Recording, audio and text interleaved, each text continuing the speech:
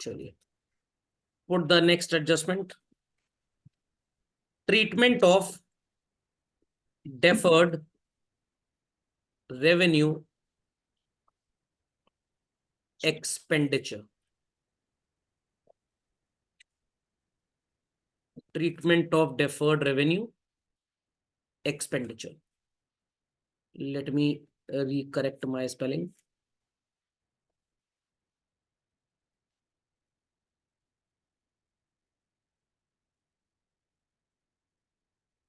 हाँ भैया, अब ठीक है सब। चलिए, नाउ डेफर्ड रेवेन्यू एक्सपेंडिचर क्या होता है, ये मैंने आपको कैपिटल रेवेन्यू ट्रांजैक्शंस वाले चैप्टर में पढ़ाया था, दो it was not a part of CBSE syllabus, but अगर आपको याद हो, मैंने बोला था बहुत इंपॉर्टेंट है, पढ़ना सबको चाहिए। कुछ बच्चों ने मेरी बातों को सीरियसली टेकअप किया था and they did the lecture, और कुछ को तो टीचर्स की बातें मजाक लगती हैं, तो जब उनका जीवन मजाक बनता है तब उनको अकल आती है। तो चलिए बच्चों, लिख लीजिए, head of account, debit balance, and then we have credit balance. Now deferred revenue expenditure का एक छोटा सा एग्जांपल मैं आपको देता हूं। आपने बच्चों वीवो, ओप्पो, वन प्लस, इन सब कंपनीज के नाम तो सुने होंगे। When they launch a new model, चलिए आईफोन 15 की बात कर लेते हैं, जब ये नया मॉडल लॉन्च करते हैं, क्या 200-300 रुपए एडवर्टाइजमेंट में खर्च होते हैं? नो, लाखों करोड़ों रुपए। और ऐसा नहीं है कि उसी प्रोडक्ट के लिए कंपनी की ब्रांड बिल्डिंग होती है, कंपनी का पूरा ब्रांड क्रिएट होता है एक तरह से। सो हमारे बिजनेस ने सोचा कि हमने 10 लाख रुपए खर्च किए एडवर्टाइजमेंट पे। कितने पैसे चल रहे? 10 लाख। और अगर इस पूरे 10 लाख रुपए को एक साल में पीएल में डेबिट कर लिया तो प्रॉफिट धड़ाम से गिर जाएगा बच्चों, और it will remain constant.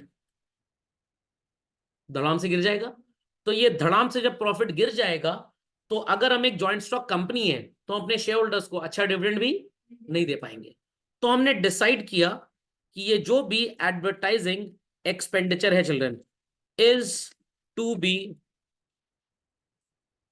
Written off by 20%, या चलिए 20% ज्यादा लग रहा है तो 5% कर देते हैं।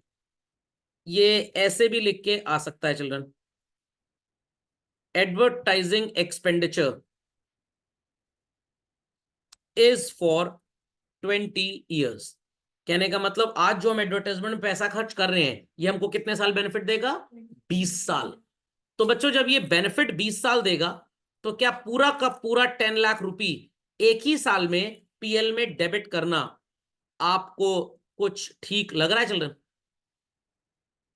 से यस और नो? पूरा पैसा एक ही साल में पीएल में डेबिट करना क्या बच्चों आपको ठीक लग रहा है? Absolutely not. तो इन दैट केस ये जो वैल्यू 20 years तक हमको बेनिफिट देगी चिल्ड्रन। आई रिपीट, कितने ईयर तक बेनिफिट देगी? 20 years तक। तो this should be divided by 20। जरा कैलकुलेट करके बताएंगे मेरे को लोग, what is 10 lakh divided by 20 children? What is 10 lakh divided by 20? कोई बहुत बड़ी रॉकेट साइंस नहीं है भाई। 5 लाख। चलिए, जिन लोगों ने चाइना से मैथ्स पढ़ी है वो नहीं बता पाएंगे, इंडियन मैथमेटिक्स जिन्होंने पढ़ी है they will tell me. ₹50,000 per annum. और अगर मैं आपसे कहूं कि 10 लाख रुपए का 5% निकालिए, तब भी रफली स्पीकिंग ये वैल्यू कितनी आएगी चिल्ड्रन? 50,000। तो कहने का मतलब आप अपने पीएल में हर साल कितना डेबिट करेंगे? 50,000। Sir why not full 10 lakh? मैंने अभी आपको बताया, अगर आप एक जॉइंट स्टॉक कंपनी होते बच्चों और पूरा 10 लाख पीएल में डेबिट कर देते, तो धड़ाम से profit must have gone down. जब आपके पास बच्चों प्रॉफिट ही नहीं होगा, will you be able to give good amount of dividend to your share holders? Absolutely not. और ऑब्वियस सी बात है भाई, जब प्रॉफिट पूरा गिर जाएगा तो गवर्नमेंट को स्टार्टिंग के ईयर्स में कोई टैक्स भी नहीं मिलेगा। तो इस अप्रोच से आपका भी फायदा है, गवर्नमेंट का भी फायदा है। तो सर हमको इसको रिकॉर्ड कैसे करना है? बड़ा सिंपल है चिल्ड्रन, बड़ा सिंपल, एकदम सिंपल। ध्यान से मेरी बात सुनिएगा। ड्रॉ कर लीजिए एक छोटा सा प्रॉफिट एंड लॉस अकाउंट और एक छोटी सी बैलेंस शीट चिल्ड्रन। कोई बहुत डिफिकल्ट नहीं है, it's very very very easy.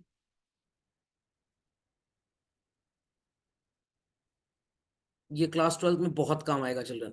Partnership chapter, partnership unit जब आप पढ़ेंगे, हर चैप्टर में घुसा हुआ है ये। वहां पे हम इसको एक्यूमुलेटेड लॉस बोलते हैं, मतलब वो लॉस जो अभी तक आपने बेयर नहीं किया।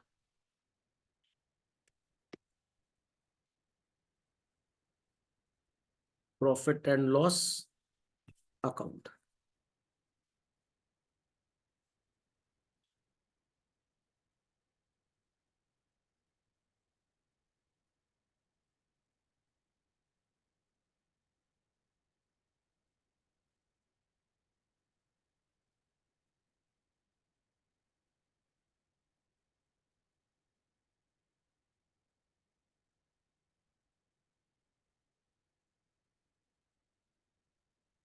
Any queries on this, children, to anybody? Everybody understood the logic?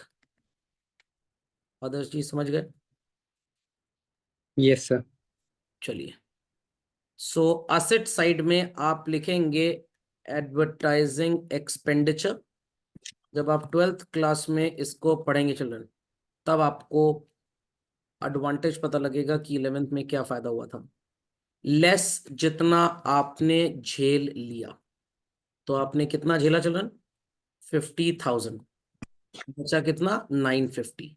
ये 950 आने वाले ईयर्स में आप अपने एक्सपेंस की तरह पीएल में राइट ऑफ करते रहेंगे। सो पीएल अकाउंट में आप लिखेंगे to advertisement expenditure return off. एकदम डेप्रीसिएशन की तरह ही होता है चलो, एकदम डेप्रीसिएशन की तरह। The only difference is this, ये टैंजिबल असेट नहीं है, that's why we can't use the text depreciation, so we are using the text what? Writing off. आप इसको एमोर्टाइजेशन के जैसा बोल सकते हैं, इवन ये एमोर्टाइजेशन भी नहीं होता, क्योंकि एमोर्टाइजेशन इनटैंजिबल असेट का होता है। किसका? इनटैंजिबल। और अगर आपको याद हो मेरी बात, जब मैंने सिलेबस स्टार्ट किया था चिल्ड्रन मंथ्स अगो, मैंने टाइप ऑफ असेट्स में आपको non current asset, current asset पढ़ाया था। और अगर याद हो तो मैंने आपको सो कॉल्ड फिक्टिशियस असेट भी पढ़ाया था, और बोला था फिक्टिशियस असेट आप तब पढ़ेंगे जब आप क्लास 12th में जाएंगे। बट इस एडजस्टमेंट के बाद आप फिक्टिशियस असेट पढ़ सकते हैं। ये जो 9,50,000 रुपए की वैल्यू आपको नजर आ रही है बच्चों, ध्यान से सुनिएगा, ये वो लॉस है, ये वो एक्सपेंस है जो आपको ओवर द इयर्स फायदा देगा। I repeat, over the years फायदा देगा। सोफा पुराना हो गया, कबाड़ी को आपने बेचा, कुछ दे गया 1,000-2,000। टीवी पुराना हो गया, आपने स्क्रैप कर दिया, 1,000-1,500 मिल गए।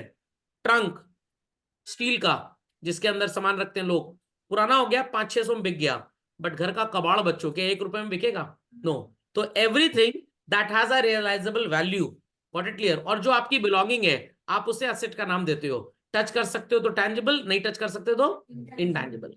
ये आइटम आ जरूर रहा है एसेट साइड पे, बट अगर आप किसी से बोले 9.5 लाख रुपए का हमारा एडवर्टाइजमेंट एक्सपेंडिचर है, आप खरीदोगे? कोई खरीदेगा आपसे?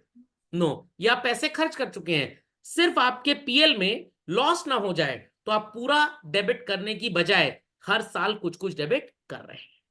लॉजिक अंडरस्टूड वेल और नॉट चिल्ड्रन? पक्का? So this is the example of what children? Example of what? Fictitious asset. I repeat, example of fictitious asset.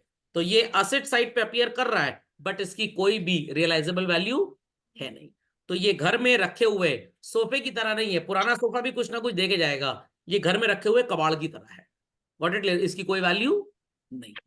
तो आपके जीवन में भी काफी ऐसे लोग आए होंगे जिनकी कोई वैल्यू नहीं है, तो उनको ये मत बोलिएगा आगे से तुम वैल्यूलेस हो, उनको बोलिएगा तुम फिक्टिशियस असेट हो, सुन के बड़ा खुश हो जाएंगे, असेट है। Logic understood well children? Logic understood well? पक्का? तो मान लीजिए मर्सिडीज ने इंडिया में एक नई इलेक्ट्रिक कार लॉन्च की वर्थ ₹15 लाख। अब ये तो काफी सस्ती गाड़ी लग रही है सर, टाटा की भी गाड़ियां मेजोरिटी महंगी है, कुछ ही इस प्राइस में मिलेगी। एमजी हेक्टर की 6-7 लाख की है, बट मर्सिडीज का ब्रांड देखते हुए ढेर सारे बायर्स खरीदने लग गए। और मर्सिडीज को लग रहा है कम से कम हमने जो 15 लाख की गाड़ी लॉन्च की, हमने 10 करोड़ रुपए खर्च किया एडवर्टाइजमेंट पे। कितना? 10 करोड़। और इंडिया में अगले 10 साल हम इस गाड़ी को इजिली बेच पाएंगे। तो 10 करोड़ रुपीज आपको कितने साल बेनिफिट देगा बच्चों? 10 इयर्स। तो मैचिंग प्रिंसिपल के अकॉर्डिंगली क्या ये सही है कि आप पूरा का पूरा 10 करोड़ रुपए एक ही साल का खर्चा मान लो? नो। एक ही साल पूरा पीएल में डेबिट कर दो? Absolutely not. तो when you have a prediction कि ये 10 करोड़ रुपए 10 साल बेनिफिट देगा, तो करंट ईयर का खर्चा सिर्फ 1 करोड़ ही माना जाएगा। Not getting? आपने 10,000 रुपए का कोट सूट खरीदा, गॉट इट क्लियर, जो आप अगले 5 साल कम से कम रिश्तेदारों के, दोस्तों के, दुश्मनों की शादियों में पहनेंगे, तो क्या 10,000 रुपए सिर्फ करंट ईयर एक्सपेंस मान लें? नो, 5 साल कम से कम you are going to wear that wardrobe, तो 10,000 डिवाइडेड बाय 5 इज 2,000। जिनको मैथ्स आती है उन्होंने जवाब दे दिया। 10,000 डिवाइडेड बाय 5 इज 2,000। तो एनुअल एक्सपेंडिचर ऑन क्लोथिंग क्या 10,000 मान लेंगे आप? कितना मानेंगे? सिर्फ 2,000। समझ में आया कि नहीं आया? तो फिक्टिशियस एसेट क्यों बोलना है? Is that clear? It is shown on the asset side but it has no realisable value, that is why it is called as fictitious asset. तो आज आपको समझ में आ गया फिक्टिशियस एसेट का मतलब क्या होता है। 12th के सिलेबस में ये सब चीजें भरी पड़ी है। Logic understood? और जो बच्चे 12th में गड़बड़ाते हैं वो इसीलिए गड़बड़ाते हैं कि उन्होंने 11 ठीक से पढ़ा ही नहीं होता है। Any confusion? तो झटपट इसको अपडेट कर लें।